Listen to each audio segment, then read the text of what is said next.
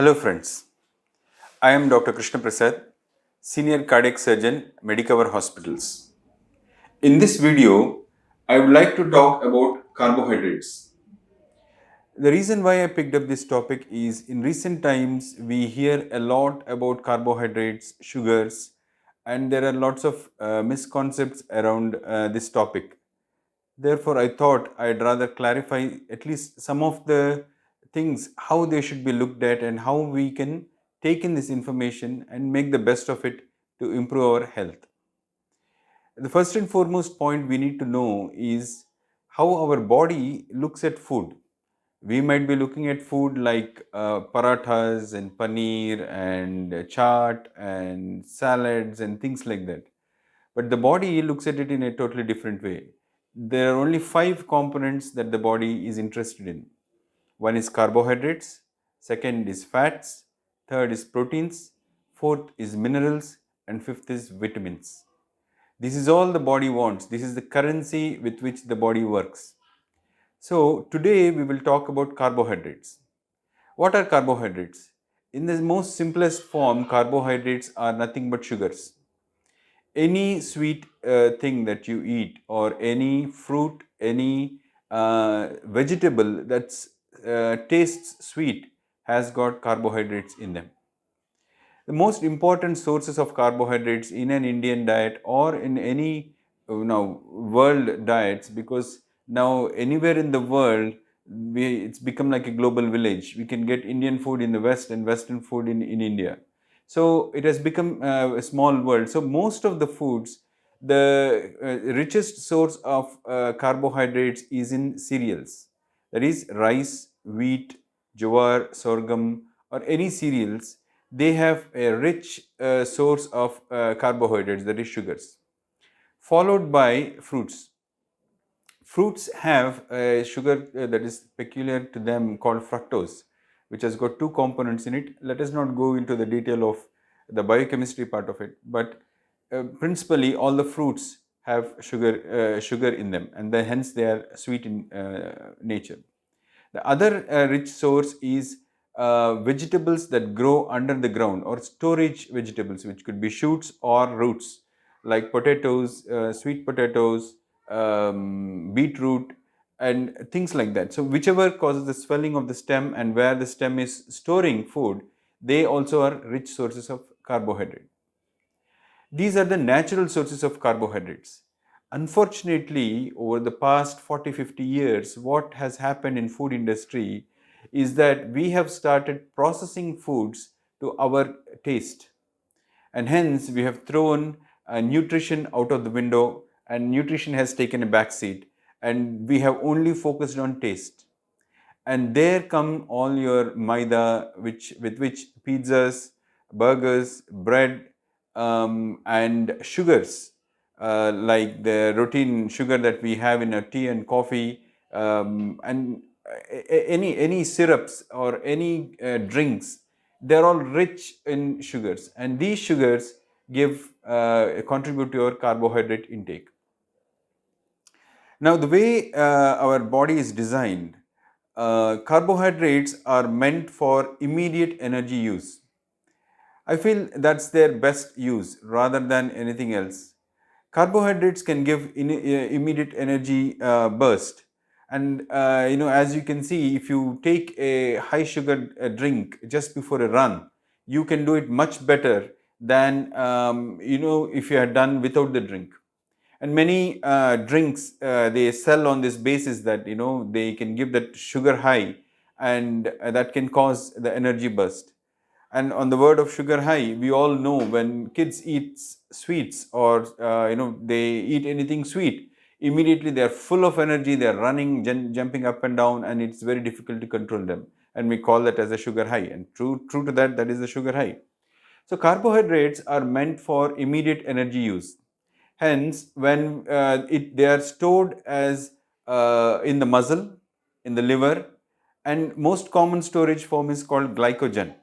This is nothing but sugars arranged in the form of a chain, and once it is a kind of starch that our body creates, and this can be easily broken and used when the immediate sugar in the blood is used up. this sugar breaks and provides more sugar. So the initial part of any exercise is based on the sugars that are in your blood system, and then as you run more, then your reserves will be used, and then only if you run beyond them, the body will have to look for alternate source of breaking down proteins, or in some form creating energy for the continuing of your exercise, like what happens in marathon runners. Now we have understood what the carbohydrates are meant for. Now we will understand what happens when we consume this sugar. So doesn't matter whether you eat your rice, wheat, brown rice, millets, or a chapati or a bread or whatever you consume. When it enters, the digestion part of it starts in the mouth itself with the saliva, wherein the saliva starts breaking the sugars. It is further broken down in the stomach, and the final breaking down happens in the intestine, where all the sugar chains that are there in these cereals and sugar components are broken down finally only into glucose. The glucose is the only molecule that can cross the intestinal barrier and get into the bloodstream, and that's the reason why whenever we have a meal, the sugar levels, although we call them sugar, the sugar level goes up, and what we are talking about is glucose going up. Now, sugars are of different categories, which are called monosaccharides and disaccharides and polysaccharides. Monosaccharides are like glucose. There's galactose and things like that. Whereas disaccharides are sucrose and maltose and things like that. So again, that's technical, but eventually every sugar, even if we take fructose, that is the sugar there in the fruits, it is finally broken down and converted back to glucose, because the body understands only or can use only glucose for energy metabolism. So this glucose enters into certain cycles in the body, which where the components of the glucose are broken down, and finally carbon dioxide and water are formed at the tissue level when in the presence of oxygen, and this is called aerobic respiration, and this is most common form in which glucose is used to produce energy. And in the process of breaking it, there are something called as ATPs that are produced, which are the energy currency of the body. So all this is happening in a small part of the cell called mitochondria. And so from there, these ATP travel anywhere in the body, and every movement of yours, every muscle contraction of yours is being facilitated by these ATPs. So that is the power currency, and that is coming from glucose. Most of this metabolism happens in the liver. Now, liver is like, I see it's like a traffic police, a very, very efficient traffic police. So it kind of keeps an eye on how the traffic situation is there in the body and how much of traffic is coming inside. That is, how much of glucose is coming and what is the glucose status in the body. And based on that, it adjusts the glucose levels.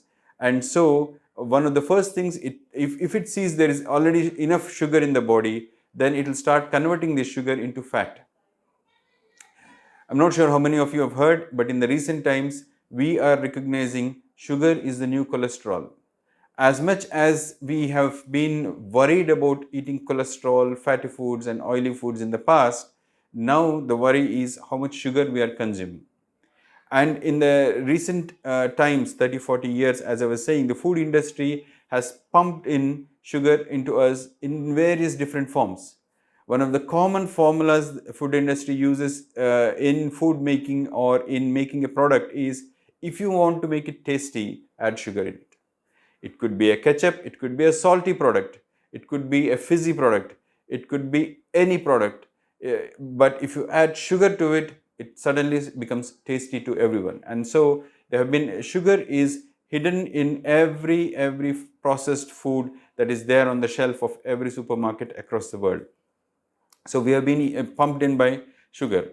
So what happens when we consume excess sugar? Big deal.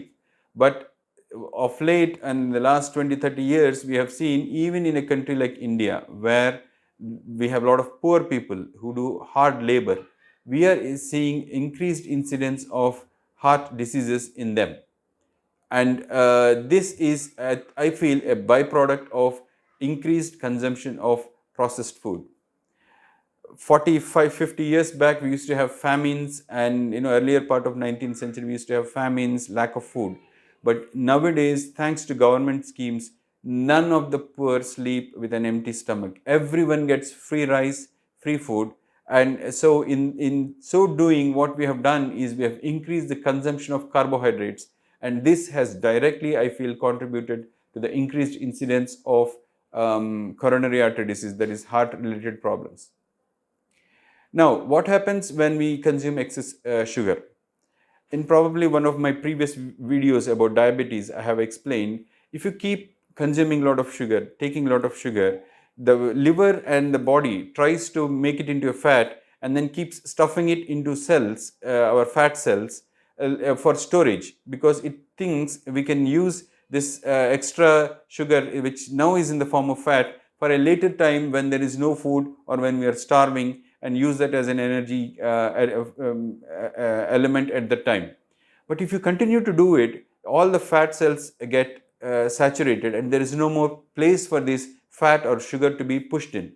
So, as an example, Dr. Jason Fung in his book has explains that if you keep sweeping dust every day under your bed, one day it will come that the space under the bed is all full, and if you sweep dust from this side, the dust will come out from the other side.